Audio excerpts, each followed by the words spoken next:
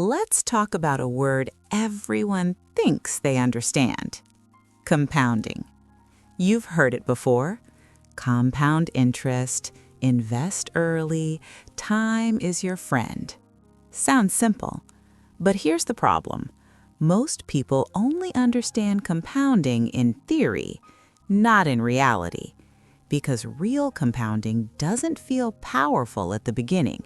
It feels slow, almost invisible. And that's why most people quit before it works. So let's strip this down. Compounding is not just about money. It's about anything that builds on itself over time. Money compounds, skills compound, reputation compounds, relationships compound, even your habits compound. And here's the key. Compounding is multiplication, not addition. That's the difference.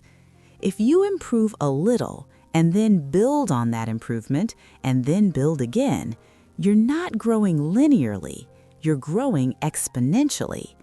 But exponential growth has a weird shape. It starts flat, very flat, so flat that it looks like nothing is happening. Let's make this real. Imagine you improve 1% every day. That sounds small, almost meaningless. But over a year, that's not 365% better. It's dramatically higher because each improvement builds on the last one. That's compounding. Now flip it. If you decline just a little every day, that compounds too. And that's the scary part, because compounding works both ways. Good habits compound, bad habits compound. Smart decisions compound, small mistakes compound. So the question is not, is this a big decision? The question is, does this repeat? Because repetition creates compounding. Now here's where people misunderstand everything. They expect results too early. They start something, learning a skill, building a business, investing money. They put in effort for a few weeks, maybe a few months, and they don't see massive results, so they quit. But compounding doesn't reward the beginning, it rewards persistence. The early stage is the hardest because the input is real, but the output is invisible. That's where most people drop out. Now imagine two people. One person starts learning something useful, reads, practices, improves slowly. The other person does nothing special, just normal routine. After 1 year, almost no visible difference. After 3 years, still not dramatic. After 10 years, huge gap. After 20 years, they're in completely different worlds. That's compounding, not explosive, but unstoppable over time. Now let's talk about money again, because this is where people get it wrong. They think compounding is about picking the perfect investment. It's not. It's about staying in the game long enough, because compounding needs time, and time punishes interruption. If you start, stop, restart, panic, switch strategies, you break the chain. And once the chain is broken, compounding resets. That's why consistency beats intensity. Doing something small consistently for years beats doing something big occasionally, every time. Now here's a deeper idea. Compounding requires direction, not just effort, because you can compound in the wrong direction too. If you spend years building low-value skills, that compounds into limitation. If you spend years in the wrong environment, that compounds into stagnation. So it's not just, am I improving? It's, am I improving in the right direction? That's critical. Now, let's talk about invisible growth. This is where most people lose patience, because real progress doesn't show up immediately. You read something today, nothing changes. You practice something, still average. You invest, small gains. feels like nothing. But under the surface, something is building. Connections in your brain, experience in your judgment, patterns in your thinking. And then one day, it shows. Suddenly, you understand things faster. You see opportunities earlier. You make better decisions naturally. That's delayed payoff. And delayed payoff is the signature of compounding. Now, here's the uncomfortable truth. Most people never experience real compounding, not because it doesn't work, but because they don't stay consistent long enough. They get distracted. They switch paths. They chase something new. They reset the process again and again, and every reset kills exponential growth. Now think about this. What if instead of chasing big wins, you focused on small advantages? A slightly better habit, a slightly better skill, a slightly better decision, repeated daily. That's boring, but boring compounds, and over time, boring becomes powerful. Now, let's zoom out. Your life today is a result of compounding. Your habits, your choices, your environment, your thinking. Everything you repeated in the past shows up now, and everything you repeat now shows up later. That's the system. Now here's the shift. Stop looking for immediate results. Start building systems that improve slightly over time, because systems compound, effort alone doesn't. Now here's the final idea. Compounding rewards people who can do one thing: stay consistent without immediate reward. That's rare. Most people need feedback, they need progress, they need proof. But compounding asks for patience first, reward later. And that's why it's so powerful, because so few people are willing to wait. So from now on, when you start something, don't ask, how fast will this work? Ask, if I keep doing this for 10 years, where will it take me? That's the compounding question. And the answer is, somewhere powerful. Then keep going. Even when it feels slow, even when it feels invisible, because that's exactly what compounding looks like in the beginning. Quiet, unnoticed, almost boring, until one day, it's not. Let's talk about something most people underestimate: tiny advantages. Not big talent, not massive breakthroughs, not once-in-a-lifetime opportunities. Small advantages. Because in a compounding system, small edges become massive outcomes. But here's the problem. Small advantages don't feel important. They're easy to ignore, and that's exactly why they're powerful. Let's make this simple. Imagine two people. They're almost identical. Same background, same intelligence, same starting point. But one person improves just a little bit every day, learns slightly faster, makes slightly better decisions, chooses slightly better opportunities. The other person just stays the same. Nothing dramatic. Now after 1 week, no difference. After 1 month, still nothing. After 1 year, maybe a small gap. But after 10 years, massive difference. After 20 years, completely different lives.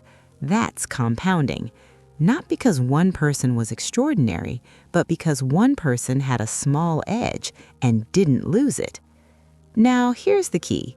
Small advantages only matter if they are sustained. That's it. A big advantage that disappears is useless. A small advantage that lasts becomes unstoppable. So consistency matters more than intensity. Now, let's talk about where these small advantages come from. They're not random, they're built. Reading a little more than others, thinking a little deeper than others, being slightly more disciplined, making slightly less emotional decisions. Individually, these look trivial, but together they create momentum, and momentum compounds. Now, here's something important. The world doesn't reward small advantages immediately. It ignores them because the difference is too small to notice, so people give up. They think, this isn't working, this isn't enough, I need something bigger. So they abandon the small edge and go chase something dramatic. That's the mistake, because dramatic rarely compounds. Small, repeated actions do. Now, let's talk about investing again. Imagine you earn 8% per year. Someone else earns 10%. That's just 2% difference. Feels small, almost irrelevant. But over 20, 30 years, that gap becomes enormous. Not because of one big win, but because of a small, consistent edge. That's the game. Now, apply this to life. If you read 10 pages a day, that's nothing. But over a year, thousands of pages. Over 10 years, you've built a completely different mind. If you exercise a little every day, you don't see much change at first, but over years, your energy, health, and discipline compound. If you consistently choose better environments, better people, better inputs, your thinking upgrades, and better thinking leads to better decisions, and better decisions lead to better outcomes. That's the chain. Now, here's the uncomfortable truth. Most people don't fail because they lack big opportunities. They fail because they ignore small advantages. They think, this doesn't matter, this is too small, I'll start later. But later never compounds like now. Delay is expensive because time amplifies everything. Now, let's go deeper. Small advantages are fragile. They can be lost easily. Bad habits, distractions, inconsistency. You don't need a disaster to fall behind. You just need to stop doing the right things. And over time, that gap reverses. That's the danger. Compounding doesn't care about intention. It only cares about behavior, what you actually do, repeatedly. Now, here's a powerful shift. Stop trying to be dramatically better. Start trying to be slightly better, more consistent, more focused, more intentional. That's sustainable, and sustainability is what allows compounding to work. Now, imagine this. Instead of chasing huge wins, you build small edges everywhere. Better decisions, better habits, better thinking, better environments. Each one gives you a tiny advantage, and together they stack, and stacked advantages create separation. Now, let's zoom out. In the beginning, everyone looks similar. That's why it's confusing. You don't see who will win long term. But over time, compounding reveals everything. The disciplined pull ahead. The focused pull ahead. The consistent pull ahead. Not instantly, but inevitably. Now, here's the final idea. You don't need a breakthrough. You need a direction. And once the direction is right, you need to stay there long enough, because small advantages only become powerful if you don't interrupt them. So from now on, don't ask, is this a big move? Ask, is this slightly better than what I was doing before? If yes, keep going, because slight improvement repeated daily is how ordinary people build extraordinary results, and most people underestimate it until it's too late. Let's talk about something most people get wrong: goals. Everyone loves goals. Lose 10 pounds, make more money, start a business, become successful. Sounds good. Feels motivating. But here's the problem. Goals don't compound. Systems do. That's the shift. Now think about it. A goal is something you hit once. A system is something you run every day. Big difference. If your entire strategy is based on goals, you're relying on motivation, and motivation is unstable. Some days you have it, some days you don't. So your progress becomes inconsistent. Start, stop, restart. That breaks compounding. Now, let's look at this differently. Instead of asking, what do I want to achieve? Ask, what do I need to do repeatedly? That's system thinking. For example, goal, get in shape. System, train 3 times a week, eat clean daily. The goal might motivate you at the start, but the system is what actually gets you there and keeps you there. Now, here's the deeper point. Goals create pressure. Systems create structure. Pressure fades. Structure stays. That's why systems win long term. Now, let's talk about why people fail with goals. They aim high, get excited, push hard, then reality hits. No immediate results, no visible progress, no feedback. So they lose energy. And once energy drops, the system collapses because there was no system, just effort. Now, imagine someone else. They don't rely on motivation. They build a simple system, something small, repeatable, almost boring, and they just stick to it day after day. No drama, no big pushes, just consistency. After a few months, not much difference. After a few years, huge gap. That's compounding through systems. Now, let's connect this to opportunity cost. Every time you rely on motivation instead of systems, you're wasting potential because you're not consistent enough for compounding to work. Now, let's go deeper. A good system has 3 qualities. It's simple, it's repeatable, and it's hard to break. If your system is complicated, you won't stick to it. If it depends on mood, you won't sustain it. If it requires too much energy, you'll eventually stop. So the goal is not to build a perfect system, it's to build a system you won't quit. Now, here's something important. Systems remove decision fatigue. You don't wake up and ask, should I do this today? It's already decided. That saves mental energy, and energy is limited. Now, think about high performers. They don't decide everything every day. They automate. Habits, routines, schedules, that's system thinking. Now, let's talk about identity. This is where systems become powerful.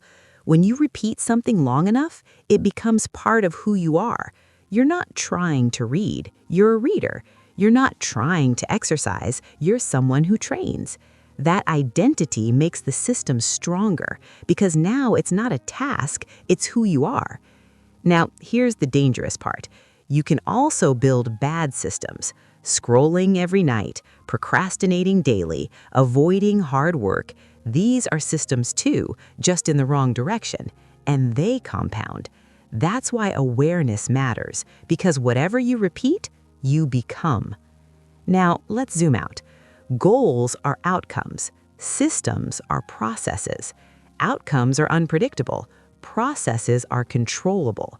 You can't control when success happens, but you can control what you do daily.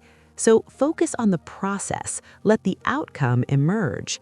Now, here's a powerful shift. Instead of chasing big wins, build systems that make wins inevitable. Not today, but over time. That's the compounding mindset. Now, imagine this.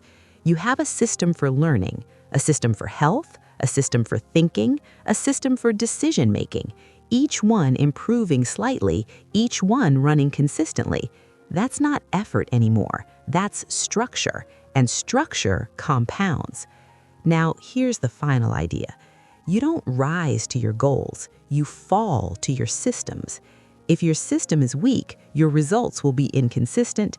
If your system is strong, your results become predictable. So stop asking, what's my next goal? Start asking, what system am I running every day? Because in the long run, your system is your life, and whatever your system produces will compound, whether you like it or not. Let's talk about something that quietly determines your entire future. Your skills. Not your degree, not your job title, not your current income. Your skills. Because skills compound. And more importantly, the right skills compound faster than anything else. Now, here's the problem. Most people don't think about skills strategically. They just learn whatever's in front of them, whatever their job requires, whatever feels useful right now. That's reactive learning, and reactive learning rarely compounds into something powerful because it lacks direction. Now, let's flip that. Instead of asking, what should I learn next? Ask, what skills will still be valuable 10 years from now? That question changes everything because now you're thinking long term. Now you're thinking compounding. Now let's break this down. Not all skills are equal. Some skills are linear. You improve, but the return is limited. Others are exponential. They unlock opportunities, they scale, they multiply your output. Those are the skills you want. Let's make it simple. If a skill only works in one job, it's limited. If a skill works across many areas, it compounds. For example, communication. If you can explain ideas clearly, you win in business, investing, leadership, content, everything. Thinking. If you can think clearly, you make better decisions everywhere. Learning. If you can learn fast, every new skill becomes easier. These are compounding skills. They don't just add, they multiply. Now, here's the next level, skill stacking. This is where things get powerful. You don't need to be the best in the world at one thing. You need to be very good at a few things that work well together. For example, someone who understands business plus communication plus technology is far more valuable than someone who is average at just one, because combinations are rare, and rarity creates leverage. That's how you stand out, not by competing directly, but by combining skills. Now let's talk about career paths. This is where opportunity cost becomes critical, because your career is a compounding system.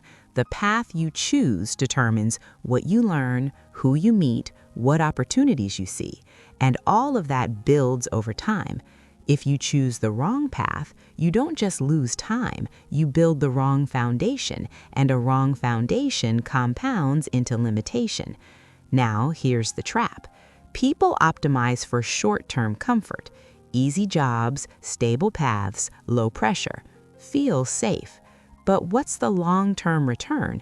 If the job doesn't build valuable skills, you're not compounding, you're just repeating, and repetition without growth is stagnation. Now let's talk about leverage. Some skills give you leverage. They allow you to produce more output with less effort. Technology, capital, media, networks. If your skills connect to leverage, your growth accelerates. If not, you're trading time for money, and that doesn't scale well. Now, here's a powerful idea. Learning speed is more important than current ability, because ability is fixed in the short term. Learning speed determines long-term growth. If you can learn faster than others, you will eventually surpass them. That's compounding in motion. So don't ask, am I good at this now? Ask, can I get good at this quickly? That's a better question. Now let's talk about environment again, because skills don't grow in isolation. If you're in a strong environment, you're forced to level up. Better people, higher standards, more exposure. That accelerates compounding. If you're in a weak environment, you stagnate, even if you're capable. So your environment is part of your system. Choose it carefully. Now, here's the uncomfortable truth. Most people don't fail because they lack talent. They fail because they spend years building low-value skills, things that don't scale, things that don't transfer, things that don't compound, and by the time they realize it, they're stuck. That's opportunity cost in skills. Now, imagine the opposite. You choose a path with high learning potential, strong environment, compounding skills, access to leverage. Even if it's harder at the beginning, over time it becomes easier because your skills do more work for you. That's the shift from effort to leverage. Now let's zoom out. Your career is not a job, it's a system that either compounds or stalls. Every year you're either building something valuable or repeating something average. There's no neutral. Now here's the key question. If you keep doing what you're doing for 10 years, where does it lead? More opportunities? More leverage? More income? More freedom? Or just more of the same? That question cuts through everything. Now, here's the final idea. You don't need to predict the future perfectly. You just need to position yourself well. Choose skills that scale, transfer, compound, and then stay consistent. because skill compounding is slow at first, invisible, but once it kicks in, it accelerates everything. Your income, your opportunities, your thinking, your confidence, everything. So don't chase quick wins, build compounding skills, because in the long run, the person with the right skills in the right environment on the right path doesn't just succeed, they become unstoppable. Most people don't fail because they don't know what to do. They fail because it's too hard to keep doing it. That's friction. Friction is anything that makes the right action harder, too complicated, too tiring, too many steps, too much thinking required. And here's the key. Even small friction repeated daily breaks consistency. And once consistency breaks, compounding stops. So the real game is not just doing the right thing, it's making the right thing easy and making the wrong thing hard. That's system design. Now, think about this. If something requires motivation every time, it won't last. Motivation fluctuates. Energy drops, mood changes. But if something is easy enough, you'll do it even on bad days. That's the goal. Lower the activation energy. Make starting effortless, because starting is the hardest part. Once you start, momentum helps. But if starting is difficult, you won't even begin. Now, here's a simple example. You want to read more. If your book is hidden somewhere, you won't read. If your phone is right next to you, you will scroll. So what's the solution? Change the environment. Put the book in front of you. Remove distractions. That's friction control, not willpower. Now, apply this to everything. If you want to exercise, make it easy to start. Clothes ready, location fixed, time consistent, no decisions, no extra steps, because every extra step is friction, and friction kills habits. Now, here's something deeper. Good systems don't rely on discipline. They reduce the need for discipline, because discipline is limited. You can't rely on it forever, but a well-designed system runs even when you're tired. Now, think about bad habits.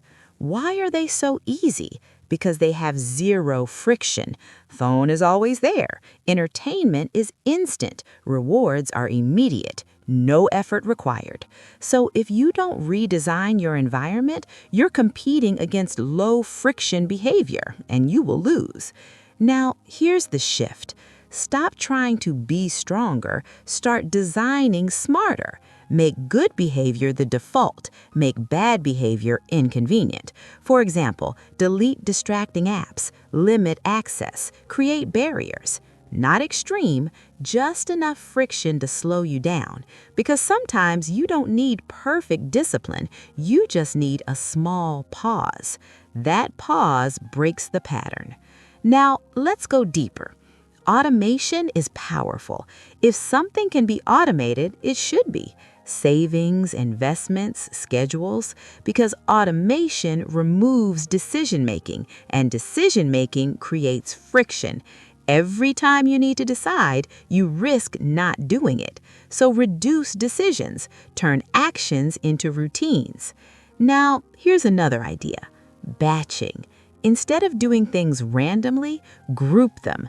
Learning time, work blocks, exercise slots.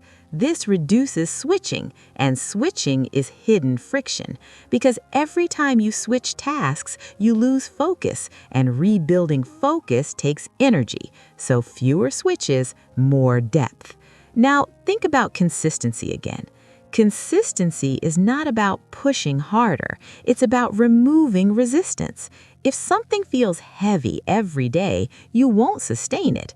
But if it feels natural, it becomes part of your life. That's when compounding starts. Now, here's the uncomfortable truth. Most people design their lives randomly. No structure, no system, no optimization. Then they wonder why they're inconsistent. But inconsistency is often a design problem, not a motivation problem. Now, imagine this. Your environment supports your goals. Your routines reduce decisions. Your habits are easy to start. You don't need to think much. You just follow the system. That's powerful because now your behavior becomes predictable, and predictable behavior creates predictable results. Now, here's a key idea. Make it so easy that you can't say no. If your system is too ambitious, you'll quit. If it's simple, you'll stick. And once you stick, you can scale it later. Start small, stay consistent, then expand. That's how compounding works. Now, let's connect this to time. If something takes too much effort every day, you will eventually skip it. But if it takes almost no effort, you can do it for years. And years is where compounding explodes. Now, here's the final idea. You don't rise because you try harder. You rise because your system carries you. Good systems reduce friction. Reduced friction creates consistency. Consistency creates compounding, and compounding creates results.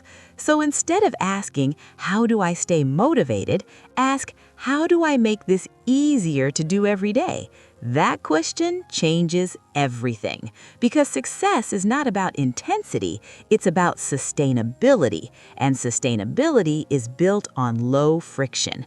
Once your system becomes easy to run, you don't need to push anymore. You just keep going. And over time, that's what separates people. Not effort, not talent, but how easy they made the right things.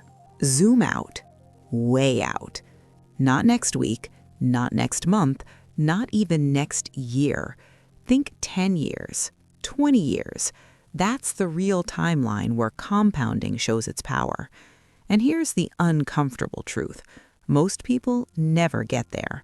Not because compounding doesn't work, but because they don't stay in the game long enough. They start, they stop, they switch, they reset again and again.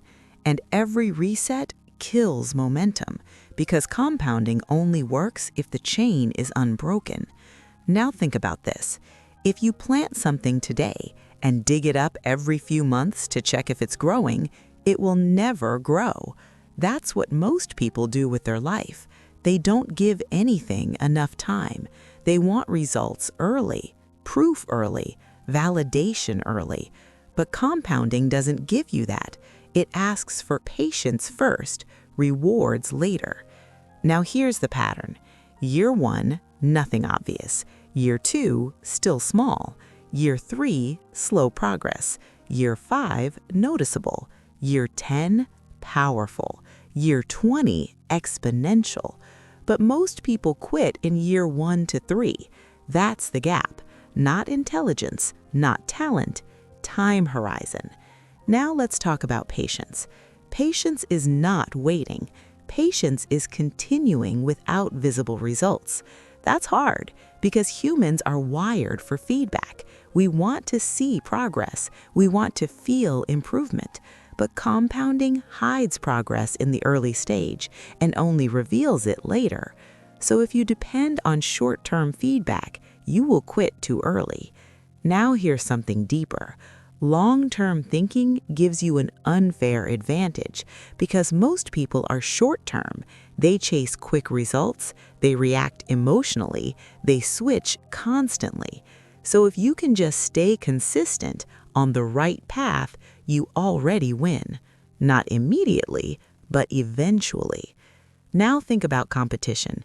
In the short term, it's crowded. Everyone is trying, everyone is active.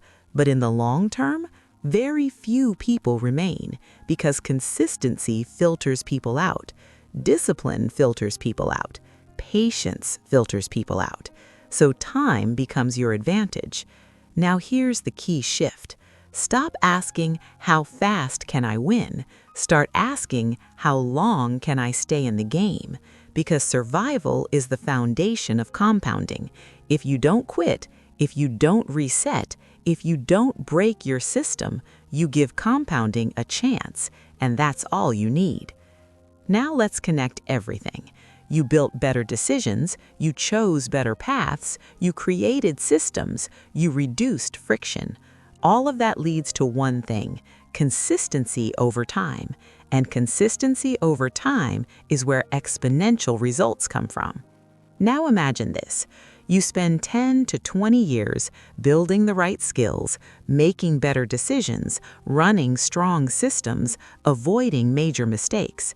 You don't need luck, you don't need genius, because compounding will do the work. Now here's the uncomfortable part. There will be periods where nothing seems to happen. Flat growth, slow progress, no recognition, no big wins. That's normal. That's the process.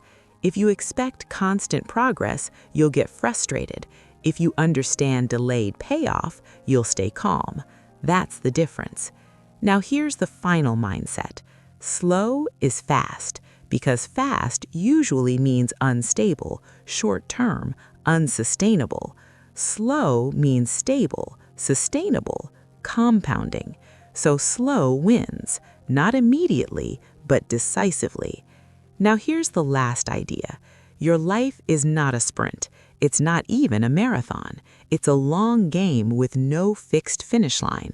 And in long games, the winner is not the smartest. It's the one who stays consistent, stays rational, stays patient, long enough for compounding to work. So from now on, don't focus on speed, focus on direction, and then protect your ability to keep going. Because once you combine right direction, strong systems, and long time horizon, the outcome becomes almost inevitable.